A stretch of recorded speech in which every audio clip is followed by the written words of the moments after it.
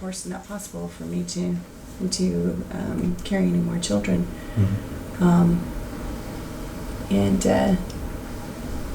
So that was very hard for us. It was I think I grieved more over that than I did over the cancer diagnosis at the time. But Shane and I already have 3 beautiful children, but we always wanted more. And some years after, later on that year, once all of the treatments were complete, I stumbled across a friend of mine and posted about how she was in the process of being a surrogate for someone else, and for me that felt like the answer. It was really just an answer to my prayers about how we could still continue to grow our family. So. У меня тут несколько вопросов есть, если можно, да, Анечка? Первый вопрос сразу по ходу дела. Рак яичников диагностировали 5 лет назад, правильно? Your cancer was diagnosed 5 years ago, right? По этому поводу проводили какое-то лечение? You had some treatment, special treatment? Chemotherapy. Химиотерапия. Сколько времени это продолжалось? How long did you receive the chemotherapy? 6 months. Как часто с тех пор девушка меняется? Вообще какие-то изменения произошли? How often do you go through checkups? Some changes? Initially, it was every 3 months. Then it went. Then after about half a year or so, after about 6 months, it went to every 6 months. And now we're at once a year. Сейчас? Это раз в год, да? Насколько я понимаю, я не совсем понял, 3 детей есть у мужа или у них совместные? У них совместные. Совместные, да? Значит, если можно еще раз уточнить. Yeah. So you have 3 children. You're both parents to them, right?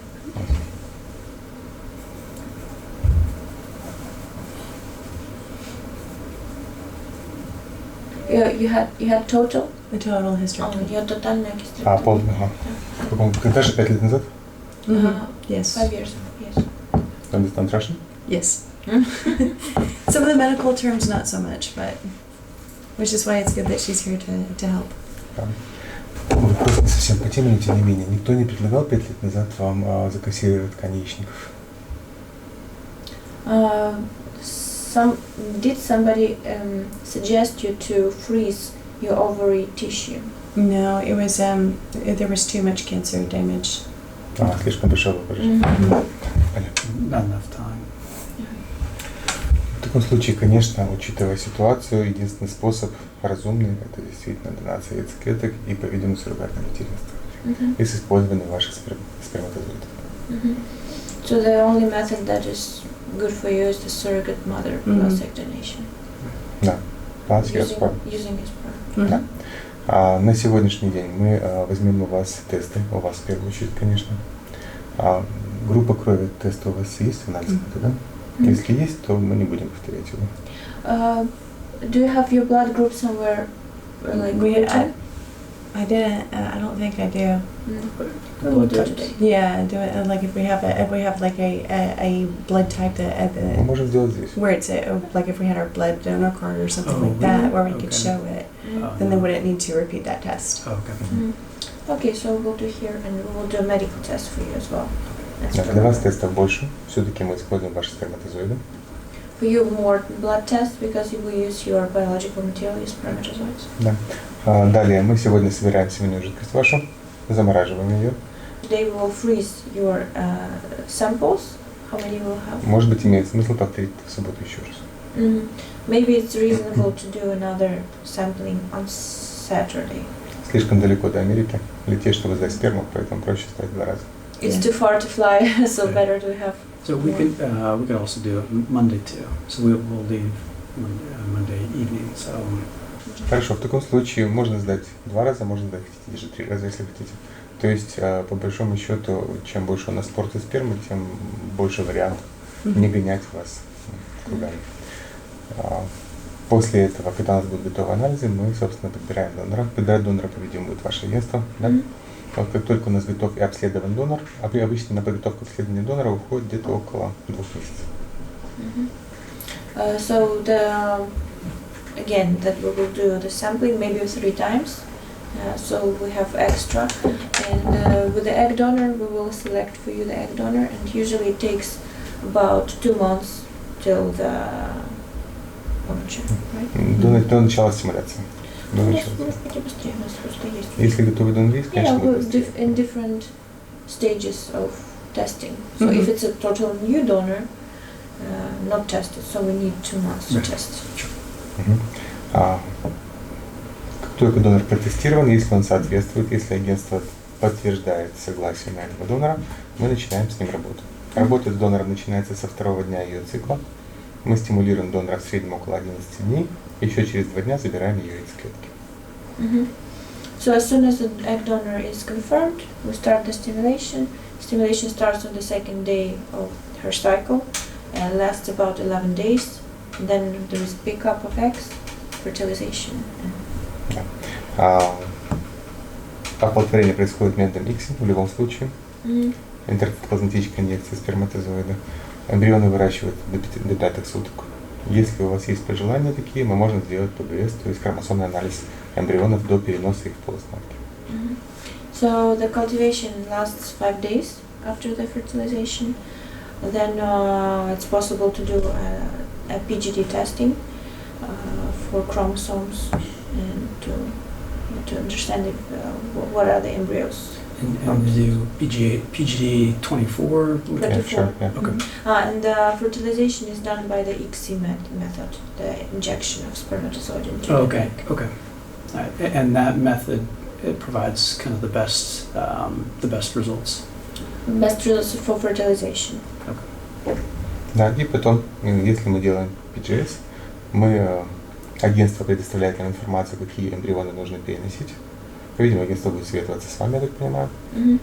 И мы переносим в полость матки, суррогатной матери 1 или 2 эмбрионов, в зависимости от вашего пожелания.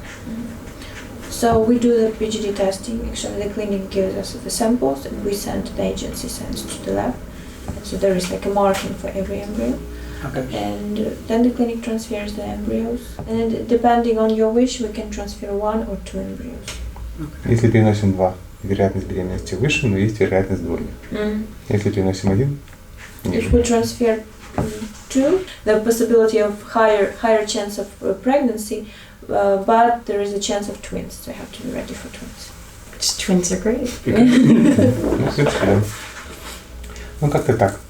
В дальнейшем агентство уже наблюдает беременность. Мы в клинике наблюдаем беременность до 6 недель, констатируем сердцебиение у ребенка. Вот после этого передаем агентство. Агентство уже с помощью своих контактов в дальнейшем наблюдает суррогатную маму, рожает ее для вас. As soon as the pregnancy is confirmed, it's about, I think, 10 days after the embryo transfer, about 10-12 days. And till week 6, the clinic is observing the surrogate. And after week 6, we take the surrogate and register in a hospital for the carrying of pregnancy. Ну, собственно, вся программа. And after week 6, is it your responsibility, the clinic's responsibility for the care of the surrogate? How does that? I would say it's more the doctor that is carrying the pregnancy, like observing the pregnancy of the surrogate is responsible. We do the coordination for all this process. Okay. В любых ситуациях, конечно, медицинскую часть выполняют клиники. Просто до 6-й недели это наша клиника. После 6-й недели, возможно, будет другая клиника какая-то вести уже беременность специально специализированная для таких действий. Вот. И роды, конечно, тоже будут происходить в государственном родильном доме. В нашей стране почти все роддома государственные.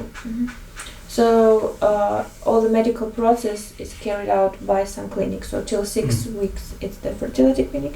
After there are clinics actually specialized in supporting the pregnancy only, for example.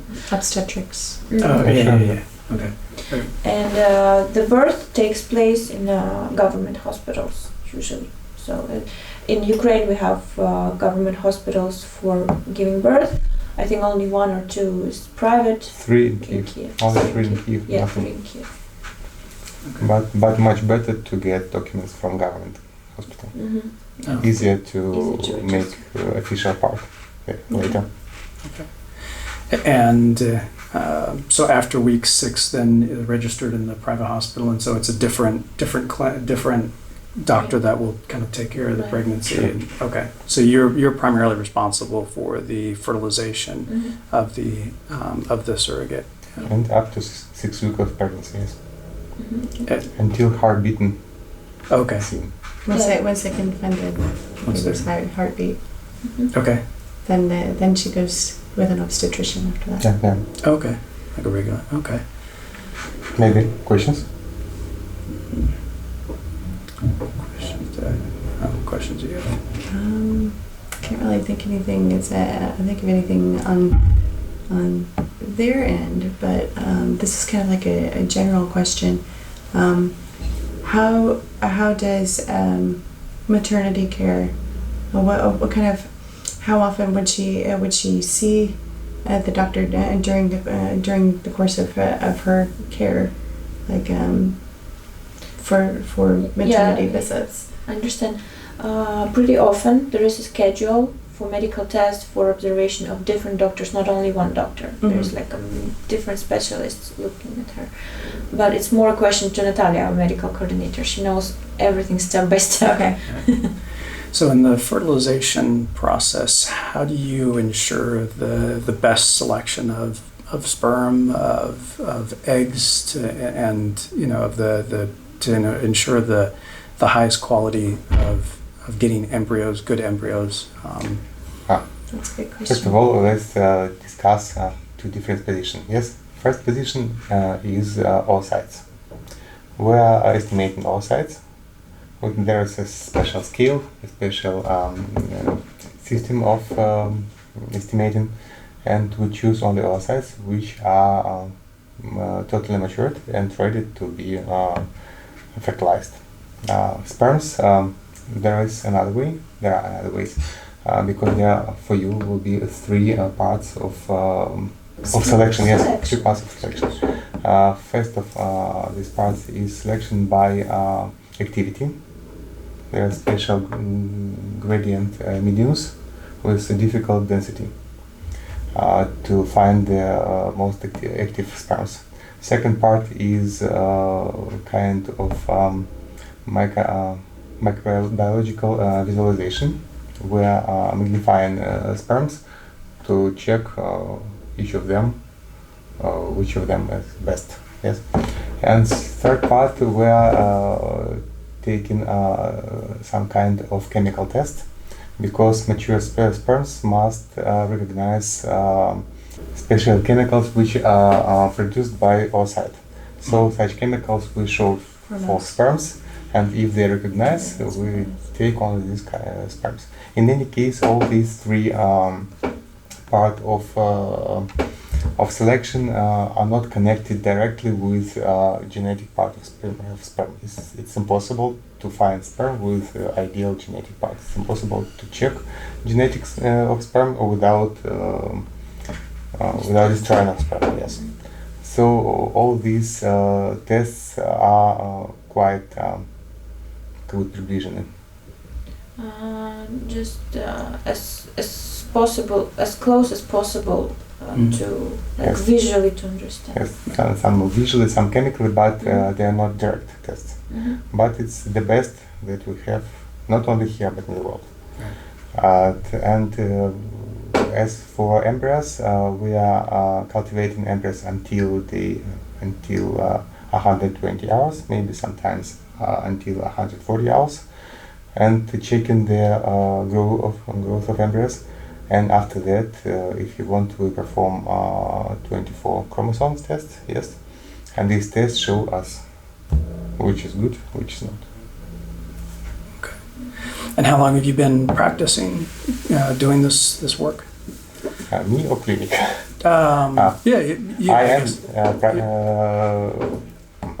I began my work in this field in 1996. Okay. It was my first education in Germany, later I educated in Moscow and worked here in Odessa from 1998. And this clinic is the last my clinic because here in Odessa now 5 clinics of assisted reproduction, and 3 of them was built by me. Or I built them. And I'm proud of it. So this clinic is quite new. It's only 3.5 years, but as for me, it's the best clinic here in Odessa, and maybe one of the best in Ukraine. Yes, it's quite big. It's more than 500 square meters, and equipped. As for me, very high quality of equipment. And we are not using any disposables, only European and only American. Sometimes some kind of disposables are Japanese, because mediums for thawing and mediums for freezing, the Japanese, as for us, the best in the world. Much better than European, much better than American. It's not advertisement, but it's my opinion, my own opinion. I think here we use the best disposables. Disposables? What's disposables? Mediums, needles, catheters, plastic, everything. A lot of plastic parts, small parts, small details which are not understanding to usual people. But for us, it's a very, very big list, and each of them are very significant for us, and each of them must be tested, must be with special certification, must be with special terms of use and so on. But now in Ukraine, as for me, Ukrainian reproductive medicine one of the best in the world, and here мы не испытываем никаких проблем с этим. No, we don't have any problems. Yeah. Okay. Pretty good. Oh, questions you have? Well, you mentioned about how different embryos are assigned a different number. How do you I don't know, I guess keep track of them, and so that you can be sure that the embryos that we select are the ones that we get. Во-первых, эмбрионы замораживаются поштучно. Это первое правило, да? То есть, если мы говорим о ПГС, ПГД, мы всегда эмбрионы замораживаем поштучно. Каждый эмбрион, соответственно, каждый контейнер, содержащий эмбрион, маркируется. Вот, каждый контейнер с эмбрионами помещается в специальные пеналы, которые тоже маркируются, причем в нескольких местах, перепутать их невозможно. Каждый пенал помещается еще в один пенал, который тоже маркируется. И все это записывается в журналах. Вот, мы с определенных времен, с тех пор, как начала очень активно развиваться хакерская деятельность в европейской части, вообще в Европе, вот, мы дублируем все фактически наши записи на бумаге. Фактически на бумажными носителями мы пользуемся активно здесь, хоть и есть и не бумажные, но мы опираемся именно на бумажные носители. Вот, и мы всегда знаем, всегда можем поднять журнал, всегда можем знать, когда, где, что находится. Ну и, наконец, существует двойной контроль, то есть кроме обозначений кодовых, и существует еще обозначение записи по фамилиям и так далее. So, the doctor was telling about the marking of embryos, so to make sure that this is your embryos, and every embryo is frozen as one embryo, so not with many embryos in one. So as one embryo, then it is in a special box that is also marked. Then the few boxes are in another box that is also marked, and there is like a system of marking. And also there is like a marking system, not only electronic but on paper, because there are some hackers, and to protect on like an old method, yes, on paper. And also they're marking with surnames as well, not only marking by by codes, but also surnames. And do they do the same thing prior to the embryos? Do they do the markings for the sperm donations and the egg donations to ensure that the eggs and that everything's matched up properly? Ну, спрашивают, что это тоже применяется и к сперме, и к яйцеклеткам. Ну, фактически сперма маркирована, конечно, как это может быть иначе. И сперма маркирована, и донор маркирован. Единственное, что донор, мы не замораживаем донорские яйцеклетки для вас, то есть мы донора отдаем те яйцеклетки, которые есть, поэтому, соответственно, донор маркируется только изначально. У донора есть код, и он используется. Вот, а мы не храним материал донора яйцеклеток. So regarding the egg donor, only marked the donor has the code, yes. But as soon as the donor is on the pickup, the eggs are not frozen. They don't need any marking because they are fertilized right away with the sperm, sperm of the intended parent, and the sperm, of course, is marked. When the sample is frozen, it's marked for you and for your surname and your code. Когда мы будем выдавать справку о генетическом соответствии, когда родятся дети, мы будем выдавать справку о генетическом соответствии. В этой справке будет указано ваше имя, вот, и в справке будет указан код донора. Не имя донора, не идентифицирующий данные, а именно код донора. So when the clinic will give the genetic certificate in the end, genetic relation to the baby. So they will give, in the text there will be your surname that your sperm was used and the code of the donor. Okay. And once you fertilize the embryos, the rest of the eggs and the sperm is destroyed, or is that kind of kept for a period of time also? Спрашивают, или сперма, которая разморожена, она потом уничтожается? Размороженная сперма уничтожается, да. Вот, мы поэтому просим вас дать несколько раз сперму, чтобы у нас был запас. А обычные яйцеклетки оплодотворяются все, которые пригодны к оплодотворению. Usually all eggs are fertilized that are okay for fertilization, considered to be normal for fertilization. And the sperm is used for the eggs and the rest is destroyed, the sample that wasn't frozen. Прошу прощения, у меня операция начинается, можешь звонить. Okay, we already have no time because the operation for the doctor. Thank you. Очень приятно познакомиться. Nice to meet you.